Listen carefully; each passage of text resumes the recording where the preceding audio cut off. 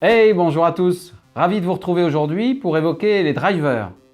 Les drivers, c'est quoi? Face à une situation inconfortable, voire de stress, l'individu va parfois réagir suivant des conditionnements intégrés depuis l'enfance. On appelle ça des drivers. La personne peut ainsi réagir de manière automatique. Cela pourra parfois limiter l'individu dans sa capacité à faire autrement, en ayant parfois la conviction que son comportement est le meilleur pour lui. Les drivers sont au nombre de 5. Sous la forme d'injonctions, ils se nomment ainsi. Sois fort, dépêche-toi, fais plaisir, sois parfait, fais des efforts. Chacun a un ou deux drivers de prédilection. Si vous voulez savoir quels sont les vôtres, vous pouvez faire le test qui se trouve dans la description, en dessous de la vidéo. C'est quoi le but? Ces drivers ont un réel intérêt et ils permettent de faire de belles choses.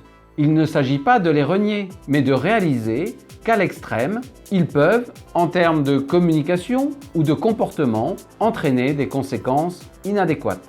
Le principal bénéfice de ces drivers est qu'ils sont moteurs, boostants, le plus souvent très motivants. En revanche, de manière inconsciente parfois, un comportement jusqu'au boutiste sera préjudiciable tant pour vous que pour vos relations. Ainsi, le driver soit fort aura à réaliser qu'il peut demander de l'aide, être faillible, montrer ses émotions, déléguer. Le driver dépêche-toi devra prendre plus de temps, arrêter de courir, se poser et se concentrer un peu plus sur la même tâche. Le driver fait plaisir devra penser à lui, prendre soin de lui, apprendre à dire non. Le driver soit parfait lâchera sur la perfection, acceptera de se tromper sans que ce soit dramatique, fera confiance et pourra déléguer également. Le driver fait des efforts, pourra aussi profiter de la vie, se mettre moins la pression, faire simple et parfois réussir sans effort. Je suis à votre écoute pour identifier vos drivers et travailler avec vous pour ajuster votre pratique. Dès à présent, votre premier petit pas est d'identifier votre tendance à être dans un des comportements exposés.